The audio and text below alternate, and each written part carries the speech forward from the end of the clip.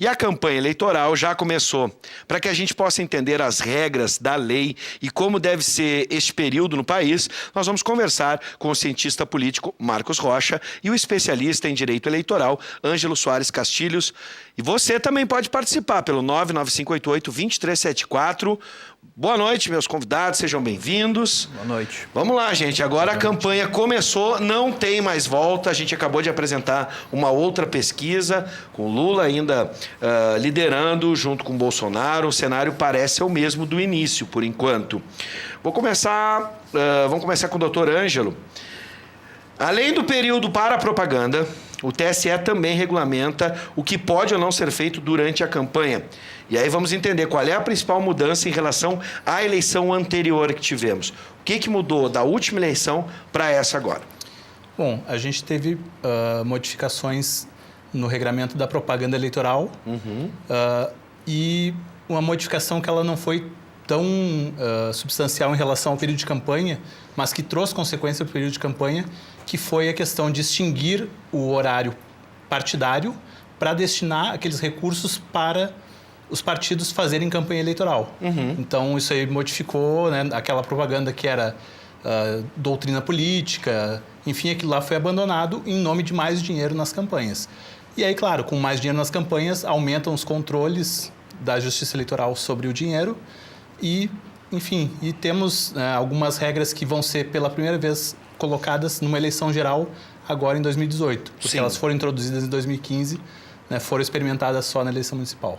Bom, a gente vai esmiuçando algumas delas durante a nossa conversa, mas de modo geral foram essas principais mudanças. Agora, o reflexo, né, dessas mudanças, por exemplo, o ex-presidente Luiz Inácio Lula da Silva, candidato do PT à eleição presidencial, lidera as intenções de voto na pesquisa CNT-MDA, que a gente apresentou agora há pouco no primeiro bloco, divulgando, então, os números de 37% da intenção de votos. A tendência é que Lula tenha a candidatura impugnada e que Fernando Haddad substitua o ex-presidente se a gente for lá na lei, né, seguindo a lei da ficha limpa. Dessa parcela, 17% disseram que votariam em Haddad. Esse percentual pode aumentar ou pode se pulverizar entre outros candidatos, como Marina e Ciro, a partir do momento em que o horário eleitoral começar, e aí a expectativa de quem vai aparecer junto com Manuela Dávila, Haddad ou Lula? Acho que o PT está diante de uma decisão bastante difícil. Por um lado, a estratégia de deixar o Lula em evidência mobiliza a sua militância, que estava adormecida aí nos últimos anos por causa do desgaste de ser governo.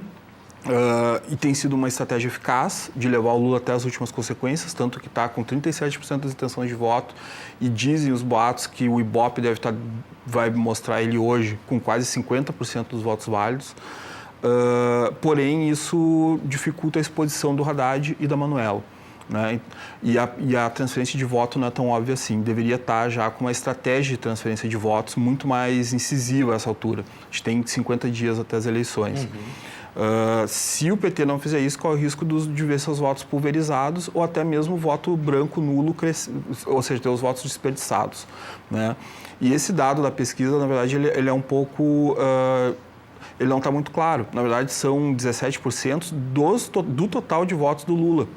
Ou seja, 6% dos eleitores continuam com o Haddad, que talvez seja um eleitor mais partidário mesmo. Sim. Né? Então, a maior parte desse eleitor ele é focado na figura do presidente Lula. Pode ser transferido, mas tiver um trabalho para expor, né, expor mais a Manuela, até porque se tiver um eventual segundo turno entre PT e Bolsonaro ou PT e PSDB, o PT tem que ter ali políticas para dialogar com os eleitores daqueles que ficaram de fora, o eleitor da Marina, o eleitor do Ciro, e aí, aí talvez tivesse que estar construindo um pouco melhor a figura desses dois candidatos, né? Agora, doutor Ângelo, qual a regra para a distribuição do tempo de TV entre as coligações? Então, as coligações, elas levam em consideração os partidos que compõem a coligação e a respectiva bancada, né, em 28 de agosto de 2017, salvo o meu engano. E, quando a coligação é muito grande, só os 6 maiores partidos são computados para esse efeito de dar o tempo de TV. Apenas os 6? Apenas os 6, os 6 mais representativos. Sim, porque eu estou me lembrando aqui de algumas campanhas, agora campanha, se não me engano, para prefeito do governador, na época não governador, e sim para prefeito de Caxias, do governador Sartori, chegou a ter mais de 20 partidos, ou próximo a 20 partidos coligados. Nós temos 35 partidos constituídos, né? Sim. Então, chegar nesse número não é uma coisa, entre aspas, difícil. Difícil, né? É bem possível. E inclui coligações com 14, com 12. Sim. Né? Agora, em razão desse número excessivo de partidos, foi colocado o limite. No 6º partido tem o ponto de corte. Tem o ponto de corte. E aí, obviamente, vai se optar pelos que têm legenda mais forte, enfim. Sim, são a própria norma diz, são 6 mais representativos. Mais representativos. Isso é importante, esse detalhe é importante. Bom, aí a propaganda eleitoral ainda vai ser decisiva, Marcos, nessas eleições, num cenário tão imprevisível, tendo em vista que boa parte do eleitorado está indecisa ainda, 39%. Muitos afirmam que vão votar nulo ou branco, 18%. E dentro desse perfil da campanha eleitoral, a televisão, e aí é onde as coligações vão incidir nesse tempo de TV, é ainda imprescindível? Tu acha que esse cenário pode mudar com o início da campanha, de alguma forma? A expectativa é de que mude, né? Então, inclusive, uma das mudanças agora é mais tempo para as inserções ao longo do dia, né? E menos no horário eleitoral, porque as pessoas mais ou menos já sabiam o horário eleitoral e fogem, né? Vai para a TV a cabo, vai para a internet, desliga a TV. Então, hoje, tu tem mais tempo nas inserções ao longo do dia. Tu tem candidatos, por exemplo, que têm praticamente o mesmo que todos os outros juntos, que é o caso do Alckmin, né? Então, isso certamente vai ter um impacto, é esperado que tenha um impacto, sim, na consolidação das posições dos eleitores. Quem tu acha que vai se beneficiar é Alckmin e quem pode ser prejudicado? Seria Bolsonaro? Acho que o Bolsonaro tende a ser prejudicado. Porque como a maior exposição do Alckmin, e se ele começar a crescer na campanha, eventualmente, e principalmente se ele se polarizar com o PT, o eleitor do Bolsonaro pode começar assim, bom, eu gostaria de votar no Bolsonaro, mas o Alckmin tem mais chances, vou votar no Alckmin, até em função de uma maior exposição do programa de governo, se mostrar, por exemplo, uma maior consistência das suas posições, com um maior detalhamento, né, com maior amplitude, consegue dialogar com muito mais eleitores, né, consegue apresentar políticas que vão desde creche até segurança, com um grande detalhamento. Nesse caso do Alckmin, só para não deixar escapar, nem estava aqui na pauta, mas a gente poder entender qual posição ele vai ter, por exemplo, frente ao seu maior opositor, que é o Luiz Inácio Lula da Silva, o ex-presidente Luiz Inácio Lula da Silva, e o PT, aquela polarização entre PSDB e PT.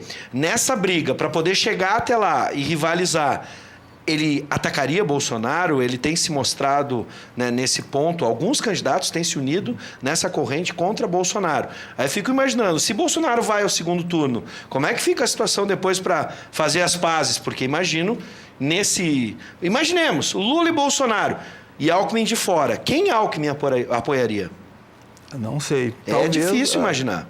Talvez um projeto antigo, talvez o projeto do Dirceu, já ainda nos anos 90, era de aproximar PT e PSDB. Algumas pessoas acham que isso poderia dar um pouco mais de estabilidade para a política nacional, né? Em torno de uma agenda de centro-esquerda, né? O PSDB recuperando um pouco sua raiz social-democrata, mas eu tenho minhas dúvidas. Eu acho que a tendência é o PSDB se aproximar mais de um programa mais radical, de direita, reformista, em torno de uma agenda do mercado. Sim. Né? Eu quero voltar nessa questão depois para entender a participação do PMDB nisso, que tem candidato e em alguns estados se coligou com o PT. Por exemplo, estou lembrando Minas Gerais, né? No caso da presidente de 15 estados, né? Vamos entender isso na sequência, mas antes vamos voltar para a legislação. Os candidatos têm algum teto de gastos para as campanhas nas eleições de 2018, doutor Ângelo? Sim, então foi estabelecido um teto por cargo, né? E no caso dos governadores e senadores, candidatos ao Senado, um teto pelo cargo, pelo eleitorado da unidade federativa. Então, nós temos, no caso, para presidente da República, 70 milhões como um teto para primeiro turno. E, num eventual segundo turno, o candidato pode gastar mais 35 milhões. Nós temos, para o nosso governo do Estado, um teto de 9 milhões e 100. Nós temos, para os candidatos ao Senado aqui do Estado, 3 milhões e meio de teto. Para os candidatos a deputado federal, 2 milhões e meio. e esse é um limite uniforme no país inteiro. E para deputado estadual, R$ 1 milhão é um teto uniforme também para o país inteiro.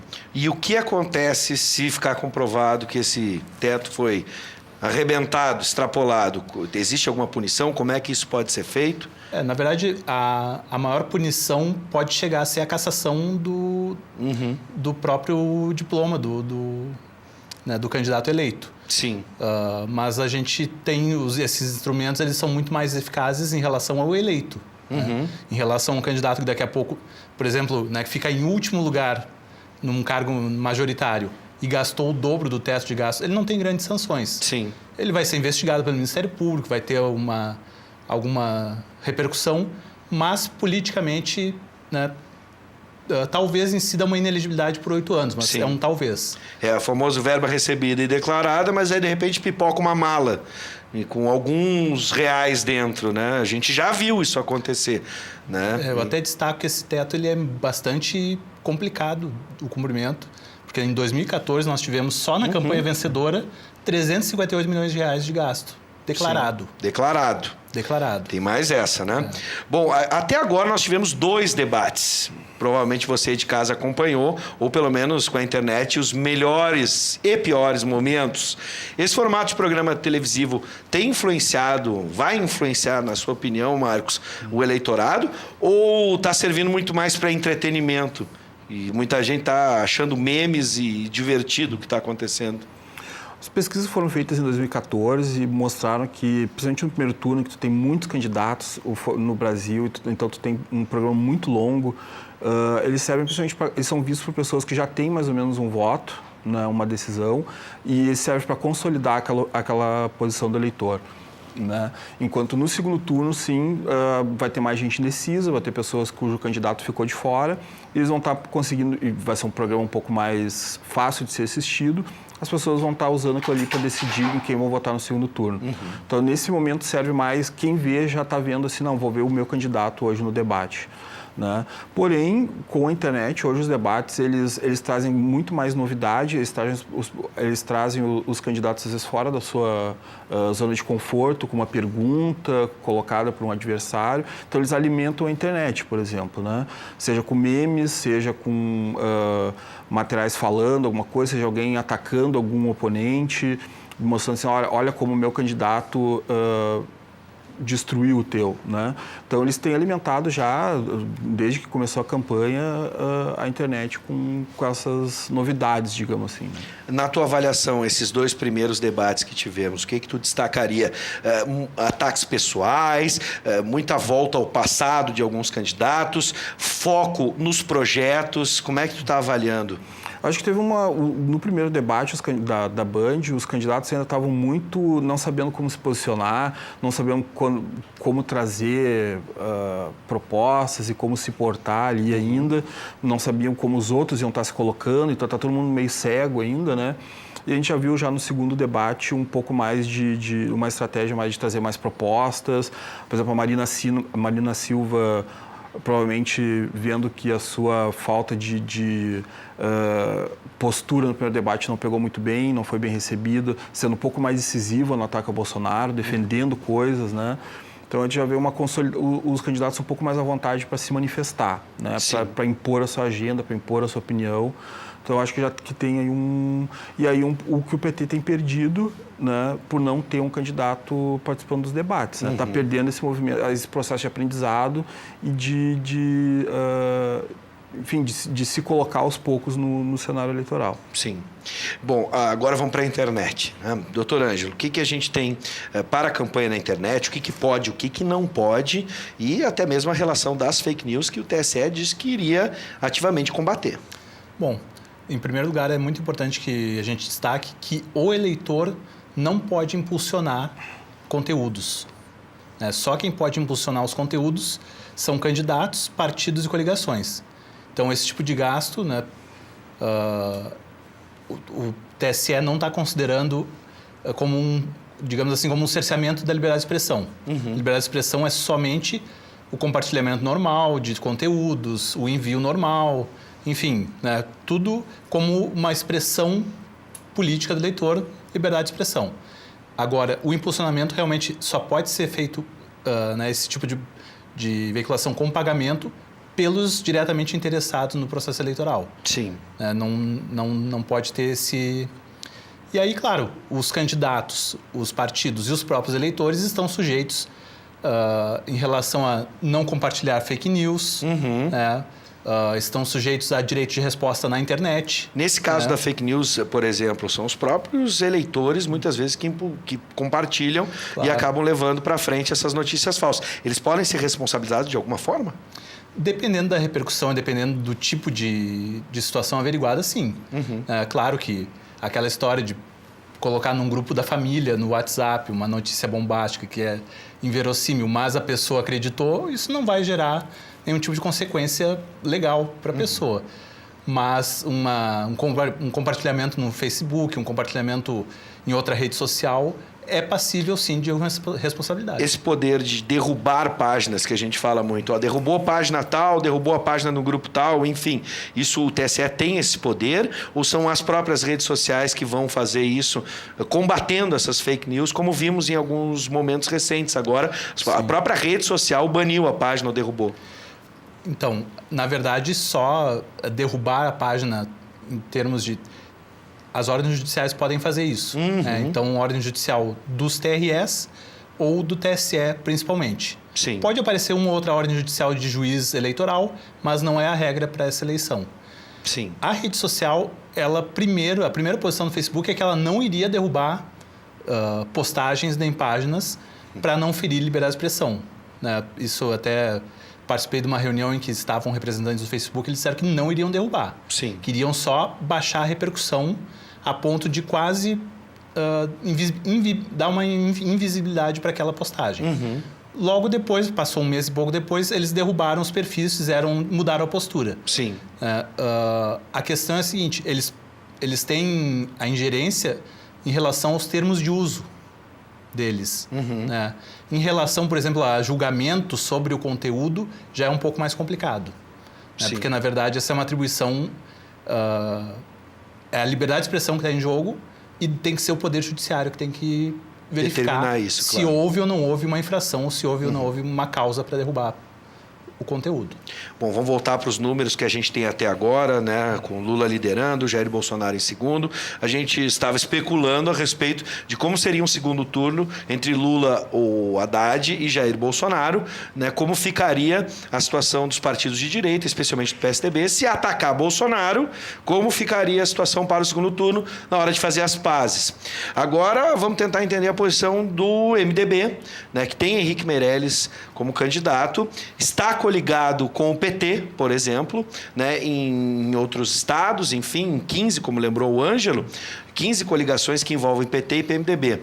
Como é que se dá essa situação? Como é que se faz a campanha nessa ótica? Uma campanha presidencial, onde ainda o discurso do golpe é muito forte, é presente, e aí tu vai para uma disputa estadual, por exemplo, onde os dois vão ter que andar juntos. Aí está o problema do PT. O PT tem construído essa agenda dele, única e exclusivamente em torno do Lula. Né? E isso limita. Mas, porém, não deixa também tira um pouco da pauta nacional do PT uma defesa de uma agenda de reformas. Né? O PT deixa de falar um pouco sobre reforma, tem que fazer, vai tirar a reforma trabalhista ou não? O que vai fazer? Vai liberalizar, vai reformar a presidência ou não. Então o PT não precisa se colocar tão em evidência quanto esses temas. Então, e as eleições regionais, elas seguem outra lógica. E aparentemente os eleitores separam as duas coisas muito bem, né? Evidentemente aqui no Rio Grande do Sul não é o que a gente vê, tanto que muitas vezes o PT nacional tentou impor um acordo com o PMDB e isso é impossível por causa da dinâmica local. Não é a dinâmica em outros estados. E o eleitor local consegue separar as coisas, né? Sim. Por exemplo, vou pegar o caso da candidata ao Senado, Dilma Rousseff. Como fica esse discurso, né, na medida em que o MDB está próximo? A Dilma começou uma campanha, até onde eu vi os materiais, muito em torno muito mais positivo, né? Defendendo suas características pessoais, ela vai voltar, ela é mulher, ela pode. Né? Então, uma campanha positiva não te coloca necessariamente não precisa atacar. Né? Pode se omitir com relação a certas coisas. Então, é isso que às vezes os partidos vão fazer. Bom, vamos omitir sobre esse assunto porque esse assunto é quente, vai me colocar em rota de colisão com os meus aliados, vou defender outra coisa. E às vezes, bom, é outra coisa, eles não vão discordar sobre isso, não é importante, talvez até discordem, mas né, não é o foco da outra campanha. E, bom, eventualmente o eleitor, diante de tantos candidatos, tem até dificuldade de pesar as eventuais incongruências, entendeu? Tipo, mesmo quem estuda e olha com detalhes, lê os jornais, lê os manifestos, lê os programas, né? Estava vendo o debate do Rio, né? Quem gosta muito, quem acompanha muito, vai atrás. Pesar as incongruências entre os candidatos, às vezes é uma coisa difícil, né? Tu tem tanta proposta, tanto discurso. Então, o eleitor médio dificilmente vai pescar todas as letras miúdas. Sim, as nuances de cada coligação. Agora vamos para o nosso caso aqui, a imprensa. Como nós vamos nos portar, né? Como é que fica a relação da imprensa com as regras eleitorais agora que a campanha começou? O que pode ou não pode ser veiculado? Há algum tipo de restrição no conteúdo produzido por TVs, rádios e jornais a partir de agora? Então, o regime da imprensa ele é diferenciado por segmentos, né? Então, rádio e TV, que são concessões públicas, tem bem mais limitações, né? Não podem dar tratamento desequilibrado entre os candidatos, não podem favorecer alguma candidatura, não podem ir muito contra, né, outra candidatura, enfim. E precisam, né, seguir uma série de regras para o debate. Tem que fazer os convites, tem que trazer todos os candidatos que tenham representação no Congresso Nacional.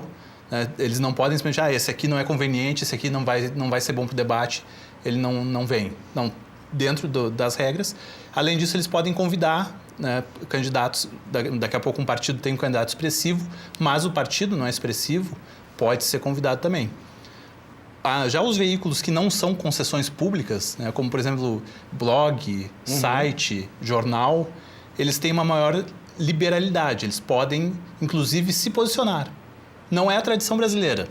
Né? Ao contrário dos Estados Unidos, onde os jornais e meios de comunicação costumam ter uma posição firmada, aqui a nossa posição mais preponderante é a de isenção, né? Ou, pelo menos, uma não declaração de posição. Mas eles têm essa possibilidade, sim. Sim. Bom, eu vou para a última análise agora com o Marcos, desses números que nós apresentamos dessa última pesquisa e das outras também. Tu vê agora alguma modificação já acontecendo antes da campanha, algo que tenha se modificado, que tenha se intensificado? Vou dar aqui alguns exemplos. Bolsonaro continua em segundo, bateu no teto, a tendência é cair. Lula, a expectativa, se os números continuam, se há uma mudança mais radical, especialmente sem a participação dele, isso pode acontecer. E o crescimento dos outros candidatos. Tem alguém ainda com potencial para virar o jogo? Alckmin com maior espaço na televisão e na campanha eleitoral? Ou outro candidato ainda não despontou, pode ter uma carta na manga? É muito difícil comparar as pesquisas anteriores, né? Porque antes as pesquisas elas podiam testar múltiplos nomes. Cada pesquisa escolhia, não, agora o Luciano Huck vai, não, agora o Joaquim Barbosa. E agora sim se consolidou uma lista, né, de nomes e só pode oferecer ali exatamente os nomes que estão registrados para concorrer. Então fica muito difícil comparar as pesquisas. Acho que a gente tem uma consolidação do Lula, né, maior do que muita gente esperava. 37% no primeiro turno é bastante coisa. O Bolsonaro tem crescido a rejeição, o que a gente olhava, às vezes, a rejeição dele em torno de 50% começa a passar, né, o que limita muito as chances dele no eventual segundo turno. Então, eventualmente, os candidatos com mais intenção de voto também têm muita rejeição, mas o Bolsonaro tem sido um que tem extrapolado isso. Sim. Né? O Everton, acho que é isso, né? Everton Barreto, que ele está eventos, né, Guilherme? Mas vamos com Everton. Né? Ou vamos com o Barreto, grande Barreto, seja bem-vindo lá de Porto Alegre. Ele pergunta, o nível dos candidatos é muito baixo. Na verdade, ele comenta, né? Velhas raposas e as mesmas promessas que nunca serão cumpridas. Vou pegar o gancho do Everton. A gente viu alguns candidatos se manifestando antes mesmo da campanha na internet, falando que não teremos renovação e que gostariam de renovação. E o curioso é que muitos desses candidatos que pedem renovação são candidatos de novo. Né? E aí, a renovação, como é que fica nesse critério? A gente pode esperar, com a criação do fundão, com tudo que a gente tem no fundo de campanha, a renovação vai existir ou vai ficar sempre no sonho do brasileiro? Acho que quando a gente pensa na Câmara, a perspectiva hoje é de que tem uma renovação menor ainda do que nas últimas eleições, né? Tem caído, a gente não tem tido uma renovação, mesmo 2014, com ali pouco depois dos protestos de 2013, se esperava uma renovação, tinha um desgaste muito grande da política tradicional, a gente não teve essa renovação, e esse ano com as novas regras, uma campanha menor, por exemplo, a perspectiva é de que se tem uma renovação ainda menor. Agora, a renovação não tem um valor em si mesmo, né? Talvez as pessoas tenham uma carreira mais longa, mostrando serviço e dedicação, ali as pessoas olham para aquilo, bom, eu conheço esse cara há 20 anos, eu tenho visto ele sistematicamente se posicionar com coisas que fecham com as minhas preferências. Sim. Então, não necessariamente a falta de renovação é uma coisa ruim, ainda mais uma campanha presidente, né? A renovação não significa melhora não imediata. Não significa melhora imediata. Né? Claro. É só para fechar uma última pergunta rapidamente, a questão dos vices e das vices. Né? A gente vê uma presença maior das mulheres como candidatas a vice-presidente e se isso vai ser definitivo ou tem importância a partir do que aconteceu, né, no processo de impeachment, onde o vice foi determinante nesse processo de governo que a gente teve nos últimos anos. O brasileiro, aparentemente, descobriu o vice, né, nessas eleições, talvez por causa do processo de impeachment. Isso pode ser uma coisa boa ou ruim. Na verdade, o vice não tem grandes prerrogativas, né? Acessório, substitui, participa de um ou outro conselho, ele não tem exatamente uma função. Pode puxar voto? No caso, por exemplo, no Rio Grande do Sul, pensa a vice do Alckmin representa uma base aqui, né? Pode vir aqui e levantar sua base. Sim. A Ana Amélia, então pode puxar voto, sim. Um vice que tem base eleitoral pode puxar voto, Pelo menos ganhou mais holofote, mais atenção. Dá para imaginar isso? Que o vice, antigamente, era só figurativo. Hoje, as pessoas já vão pensar um pouco mais antes de olhar para a chapa, na tua opinião? Eu acho que a gente está superdimensionando o poder do vice. A menos que tenha um impeachment realmente uma vacância do cargo, o vice vai continuar não fazendo muita coisa. Pois é. Mas no clima que a gente vive, para ter legitimidade e governar, a gente está vendo que está cada vez mais difícil nesse sistema presidencialista. Mas, do outro lado, um vice muito forte pode dificultar a vida do presidente, né? No final do dia, quem decide é o presidente. Bom, veremos, gente, veremos, né? Mas aquela coisa, gato escaldado, né? Sempre lembra como é, né? A gente não esquece. Marcos, seja sempre bem-vindo. Doutor Ângelo, da mesma forma. Obrigado por aceitar o nosso convite. A gente se encontra durante a campanha agora.